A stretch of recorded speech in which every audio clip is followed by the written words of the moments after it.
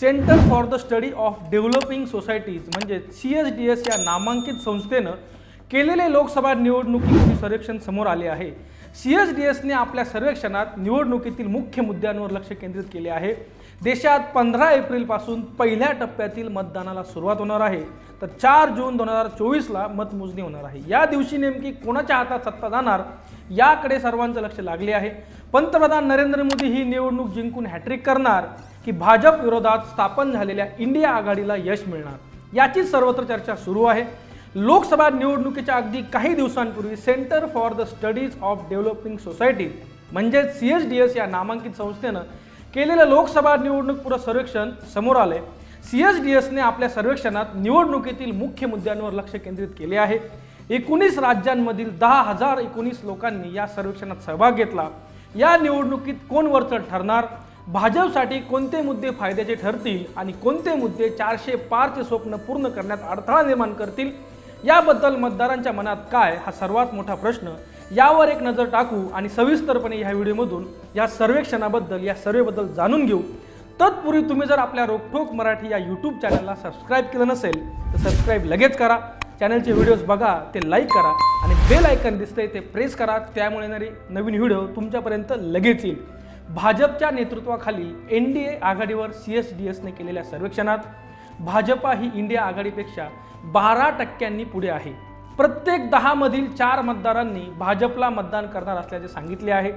पहिल्या तक्त्यात दर्शवल्याप्रमाणे 2019च्या निवडणुकीत मिळालेल्या मतांच्या तुलनेत यंदा भाजपा पुढे आहे। काँग्रेसही गेल्या निवडणुकीतील निकालापेक्षा चांगले प्रदर्शन करणार असल्याची शक्यता आहे, मात्र भाजपाचा पराभव करण्यासाठी हे पुरेसे ठरणार नाही असेही दिसून येत आहे। त्यामुळे यंदाच्या निवडणुकीत भाजपासमोर फार मोठे आव्हान नसल्याचे चित्र आहे। विशेष म्हणजे या सर्वेक्षणातील आकडेवारीनुसार 2 टर्म सत्तेवर राहिलेली भाजपा आघाडीवर तर आहेच, परंतु गेल्या निवडणुकीतील मतांपेक्षा यंदा त्यांच्या मतांमध्ये वाढ होण्याची शक्यता आहे। ते आपण CSDS या संस्थेने केलेल्या सर्वेतून बघू। आता कोणाला किती मतं मिळतील याबद्दल त्यांनी नेमकं सर्वेक्षण काय केलं आहे ते या टेबलच्या तक्त्याच्या माध्यमातून बघू। कोणाला किती मतं मिळण्याची शक्यता, काँग्रेस पक्षाला या निवडणुकीत 21% मतदान होण्याची शक्यता आहे, तर काँग्रेससोबत आलेल्या इंडिया आघाडीतील मित्रपक्ष म्हणजे महाराष्ट्रातील राष्ट्रवादी काँग्रेस असेल, दिल्लीतील आम आदमी पार्टी असेल, महाराष्ट्रातील शिवसेना उद्धव बाळासाहेब ठाकरे हा पक्ष असेल, राष्ट्रवादी काँग्रेस शरद पवार गट असेल, त्या मित्रपक्षांना 13% मतदान मिळण्याची शक्यता आहे। भारतीय जनता पक्षाला जवळपास 40% मतदान या सर्वेक्षणात मिळेल असा अंदाज वर्तवण्यात आलेला आहे। NDAतील मित्रपक्ष म्हणजेच भाजपासोबत एकनाथ शिंदे यांची शिवसेना आहे, अजित पवार यांच्यासोबत असलेली राष्ट्रवादी काँग्रेस आहे, तसेच पंजाबमध्ये वेगळी असेल, उत्तर प्रदेशमध्ये अपना दल आहे। अशा प्रकारे भारतातील ज्या मित्रपक्षांनी भाजपला पाठिंबा दिलेला आहे, जे प्रादेशिक पक्ष आहे त्यांना म्हणजेच NDAतील मित्रपक्षांना 6% मतं मिळण्याची शक्यता आहे। आता तुम्हाला इथे फरक लक्षात येईल, इंडिया आघाडीसोबत असलेल्या मित्रपक्षांना 13% मतं मिळण्याची शक्यता आहे, तर NDA सोबत म्हणजेच भाजपसोबत असलेल्या मित्रपक्षांना 6% मतं मिळण्याची शक्यता आहे। याचा अर्थ इंडिया आघाडीत काँग्रेसला थोडंसं बळ किंवा त्यांना थोडंसं पुश करावं लागणार आहे, कारण इंडिया आघाडीतील मित्रपक्षांना NDAपेक्षा जवळपास 7% मतं जास्त मिळताना आपल्याला दिसत आहे। बहुजन समाज पक्षाला 3%, लेफ्ट पार्टी म्हणजेच डाव्या पक्षांना 2% आणि इतर पक्ष किंवा इतर अपक्ष यांना 15% मतदान होण्याची शक्यता या सर्वेक्षणात वर्तवलेली आहे। तर अशाप्रमाणे भाजपला किती मतं मिळतील आणि काँग्रेसला हे तुम्ही बघितलं। आता भाजपाच्या गेल्या 10 वर्षांच्या कार्यकाळाबद्दल बोलताना निम्म्याहून अधिक मतदारांनी सरकारच्या कामगिरीवर समाधान व्यक्त केलं, तर 40% लोक सरकारच्या कामगिरीवर नाखुश आहेत।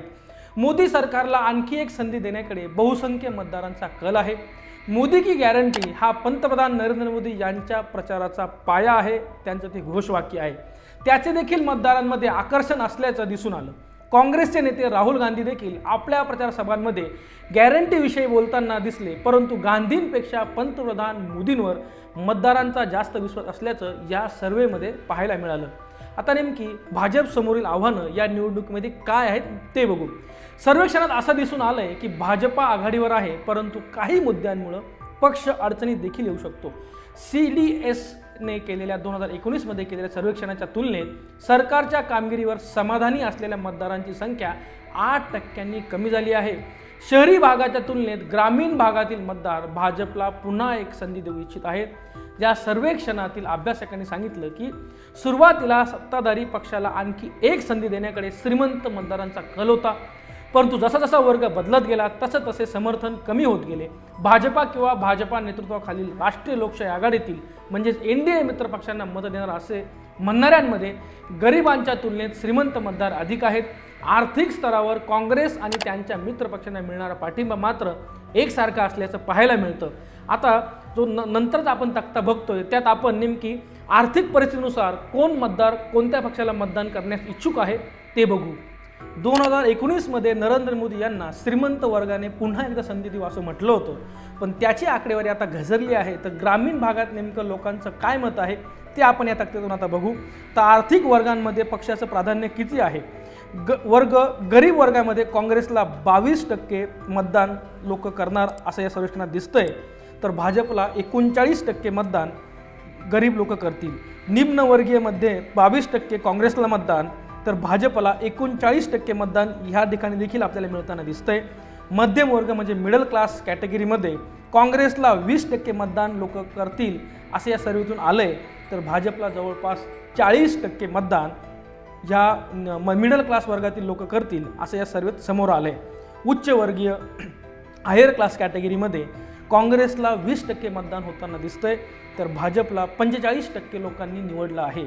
याचा अर्थ प्रत्येक आर्थिक वर्गांमध्ये भाजप हे काँग्रेसपेक्षा दुप्पट मतांनी किंवा दुप्पट आकडेवारीने पुढे आहे। 22-39, 22-39, 20-40 आणि 20-45। तर इंडिया आघाडीतील मतांमध्ये सर्वात जास्त म्हणजे निम्नवर्गीय लोक 14% मतं इंडिया आघाडीतील मित्र पक्षांना देताना दिसत आहे, परंतु एनडीए आघाडीतील मित्र पक्षांना त्यांच्या मतांची जी टक्केवारी आहे, जे पर्सेंटेज आहे ते आपल्याला कमी होताना दिसते। गरीब वर्गातील फक्त 4% लोक एनडीएतील मित्र पक्षांना मतदान करताय, निम्न वर्गामधील 5% लोक एनडीएतील मित्र पक्षांना मतदान करताय, मध्यम वर्ग म्हणजे मिडल क्लास वर्गातील 7% लोक आणि उच्चवर्गीय हायर क्लास वर्गातील 11% लोक एनडीएतील मित्र पक्षांना मतदान करताना दिसत आहे। तर अपक्ष किंवा इतर लोकांना 24%, गरीब मध्यमवर्गीय 19% आणि उच्चवर्गीय 13% आपल्याला मतदान करताना दिसत आहे। मित्र आणि मैत्रिणींनो, यातून लक्षात येतं काँग्रेससोबत असलेल्या मित्र पक्षांना मतदार करणारी जी लोकसंख्या आहे ती जास्त आहे।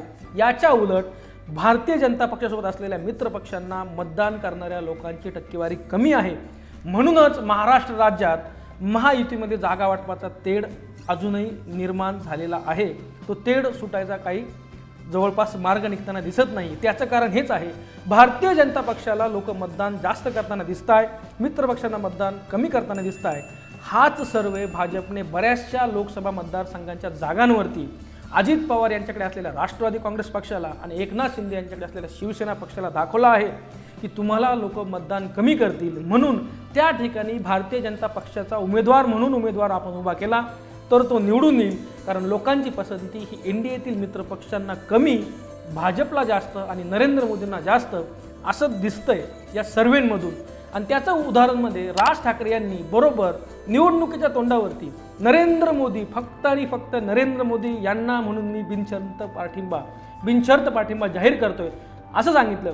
याचा अर्थ राज ठाकरेंना एकनाथ शिंदे यांची शिवसेना कितपत आवडते किंवा अजित पवार यांचा राष्ट्रवादी काँग्रेस पक्ष कितपत आवडतो हे राज ठाकरेंना माहिती, परंतु राज ठाकरे यांना भाजप आणि नरेंद्र मोदी यांचं काम आवडतंय, म्हणून राज ठाकरे यांच्या अध्यक्षतेखाली काम करत असलेला महाराष्ट्र नवनिर्माण सेना हा पक्ष येणाऱ्या निवडणुकीत भाजपा आणि नरेंद्र मोदींना यांना पाठिंबा देताना दिसतोय।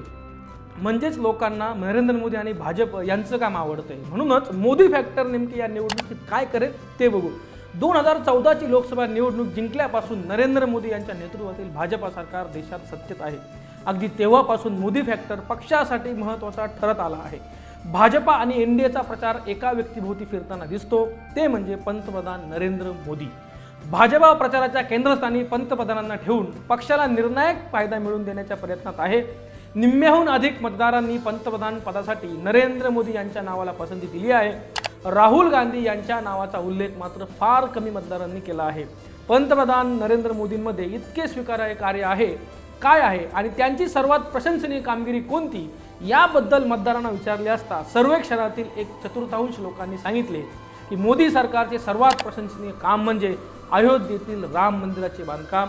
राम मंदिराच्या तुलनेत इतर सर्व कारणे दुय्यम आहेत असे त्यांचे सांगणे आहे। 10% कमी लोक रोजगार, दारिद्र्य निर्मूलन आणि परदेशात भारताची प्रतिमा उंचावण्याबद्दल बोलले। एनडीए समर्थकांमध्ये 1/3 मतदारांनी राम मंदिराच्या बांधकामाचा आणि हिंदुत्वाचा उल्लेख केला। प्रत्येक 10 पैकी 1 जण रोजगाराच्या संधीवर बोलला, तर इतरांनी मोदींमुळे भारताची प्रदेशात उंचावलेली प्रतिमा याकडे लक्ष वेधले। त्यामुळे या सर्वेक्षणावरून हे स्पष्ट आहे की आर्थिक अडथळे असले तरी सर्वसाधारणपणे मतदार पंतप्रधान मोदींना पाठिंबा देत आहेत। या सर्वेक्षणानुसार भाजपाकडे मतदारांचा कल असला तरी अनेक मतदारांनी सरकारबद्दल नाराजी व्यक्त करत बेरोजगारी आणि महागाईवरून सरकारवर टीका केली आहे। 24% मतदार महागाईवर बोललेत, तर इतर 24% मतदारांनी बेरोजगारी वाढत असल्याचे सांगितलं आहे। राम मंदिर आणि हिंदुत्व यासह बेरोजगारी आणि महागाई हे 2 मुख्य मुद्दे असल्याचं या सर्वेक्षणातून अधोरेखित झालं आहे। आता प्रादेशिक विभाजन मतांचं कसं आहे ते बघू। 2014 मध्ये भाजपचा विजय प्रामुख्याने उत्तरेकडील आणि पश्चिमेकडील राज्यांमध्ये त्यांच्या जबरदस्त कामगिरीवर आधारित होता। 2019 मध्ये ती कामगिरी कायम ठेवत आणि त्यात अधिक सुधारणा करत भाजपने पूर्वेकडील काही भागांमध्ये विशेषतः पश्चिम बंगाल आणि आसाममध्ये चांगली कामगिरी केली। 2019 मध्ये भाजपने कर्नाटक वगळल्यास दक्षिण भारतातही चांगली कामगिरी केली। आता नेमकं प्रादेशिक विभागांमध्ये म्हणजेच राज्यांमध्ये कोणते लोक कोणाला मतदान करताय ते आपण या टेबलच्या किंवा तक्त्याच्या माध्यमातून समजून घेऊ। तर राज्यांमध्ये मतदान भाजपला आणि काँग्रेसला सोबतच एनडीए आणि इंडिया आघाडीला कसं मिळेल ते बघू। प्रादेशिक पक्षाचं प्राधान्य जर बघितलं तर नॉर्थ इंडिया आणि पश्चिम भारतात म्हणजे उत्तर आणि पश्चिम भारतात काँग्रेसला 24% मतदान मिळण्याची शक्यता आहे, तर भाजपला जवळपास 47 ते 48% मतदान मिळण्याची शक्यता आहे। इंडिया आघाडीतील मित्रपक्षांना 16%, तर एनडीएतील मित्रपक्षांना या ठिकाणी देखील 3% मतदान उत्तर आणि पश्चिम भारतातील राज्यांमध्ये मिळताना आपल्याला दिसतंय। इतर पक्षांना 11% मतदान मिळतंय। साऊथ इंडियाचा विचार केला, दक्षिण भारताचा विचार केला तर त्या ठिकाणी काँग्रेसला 23% मतदान आपल्याला मिळताना दिसतंय। इंडिया आघाडीतील मित्रपक्षांना 5%, तर भाजपला 25% मतं या ठिकाणी मिळताना दिसत आहे। एनडीएतील मित्रपक्षांना 13%। म्हणजेच दक्षिण भारतातील जे पक्ष आहेत, जे प्रादेशिक पक्ष आहेत, जे भाजपासोबत आलेले आहेत त्यांना ह्या ठिकाणी काँग्रेससोबत आलेल्या मित्रपक्षांपेक्षा जास्त मतदान मिळताना दिसतंय। इंडिया आघाडीतील मित्रपक्षांना दक्षिणेत 5%, तर एनडीएतील मित्रपक्षांना दक्षिणेत 13% मतं मिळताना आपल्याला दिसत आहे। इतर पक्षांना 24% मतदान होते। पूर्व आणि ईशान्य म्हणजे नॉर्थ ईस्ट कडील विचार केला, पश्चिम बंगाल, ओडिसा तर आणि जे 7 राज्य आहेत आसाम, नागालँड, मिझोराम, अरुणाचल प्रदेश, त्या ठिकाणी काँग्रेसला 14% मतदान आपल्याला मिळताना दिसतंय, तर भाजपला जवळपास 42% मतदान आपल्याला मिळताना दिसतंय। मित्रपक्षांना 5-5% मतदान आहे। त्यामुळे पूर्व आणि ईशान्येकडील राज्यांमध्ये मित्रपक्षाच्या सोबत आलेले आहेत, ज्यांनी युती केलेली आहे त्यांना जवळपास सारखं मतदान आहे, तर इतर पक्षांना 34% मतदान त्या ठिकाणी मिळताना दिसतंय। म्हणजे पूर्व आणि ईशान्य भारतात जे 34% मतदान मिळणारे पक्ष आहेत ते निवडणुकीनंतर कोणत्या पक्षाला पाठिंबा देतात यावर देखील तिथलं गणित अवलंबून असेल। केरळमधील गेल्या विधानसभा निवडणुकीत तेलंगणातील भारत राष्ट्र समितीचा म्हणजेच KCR राव यांचा पक्षाचा पराभव झाला। दुसरीकडे आंध्र प्रदेशातील तेलुगू देसम पक्षाबरोबर केलेल्या युतीमुळे भाजपचा फायदा झाला। यावरून स्पष्ट असं होतं की प्रादेशिक विभाजन निवडणुकीत फार महत्त्वाचे नसले तरी काही प्रमाणात का होईना याचा परिणाम होतो। उत्तर आणि पश्चिमेकडील राज्यात एनडीएला जोरदार पाठिंबा मिळत असल्याचं चित्र आहे, तर पूर्व आणि ईशान्य भारतातही आपण बघितल्याप्रमाणे एनडीएला लोकांचा पाठिंबा आहे। एनडीए समोर दक्षिण भारतात मात्र आव्हानं आहेत, परंतु यंदा दक्षिण भारतात एनडीए आणि विरोधी पक्षांना समान समर्थन मिळत असल्याचं चित्र आहे। काँग्रेस आणि भाजपच्या आकडेवारीनुसार दक्षिण आणि पूर्व या दोन्ही भागात भाजपला मिळणाऱ्या मतांची संख्या अधिक आहे। ही संख्या सर्व प्रदेशांमधील मतांचे अंतर कमी करेल अशी शक्यता वर्तवली जात आहे। त्याचा भाजपला मोठा फायदा होऊ शकतो।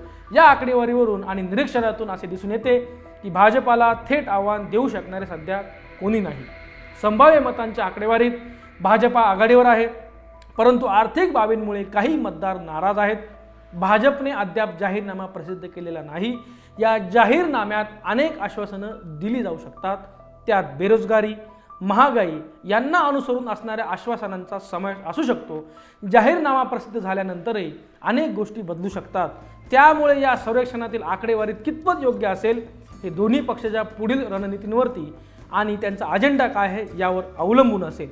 मित्र आणि मैत्रिणींनो, ह्या व्हिडिओमध्ये इथेच थांबू। तुमच्या मते तुम्हाला काय वाटतंय? भारतीय जनता पक्ष आणि सोबत असलेले मित्रपक्ष यांची सत्ता येईल की काँग्रेस आणि इंडिया आघाडीला थोडंफार जास्त मतदान होऊन कमीत कमी ते टक्कर तरी भाजपला देऊ शकतील? यावर तुमचं काय मत आहे? तुमच्या प्रतिक्रिया काय आहेत त्या नक्की कमेंट बॉक्समध्ये आम्हाला कळवा। आपल्या रोकठोक मराठी या यूट्यूब चॅनलला सबस्क्राईब करा, चॅनलचे व्हिडिओज लाईक करा। हा व्हिडिओ आवडला असल्यास आपल्या प्रेक्षकांपर्यंत, आपल्या मित्रमैत्रिणींपर्यंत नक्की शेअर करा आणि जे बेल आयकॉन दिसतंय ते प्रेस करा। त्यामुळे येणारे रोकठोक मराठी चॅनलचे व्हिडिओ तुमच्यापर्यंत लवकर येतील।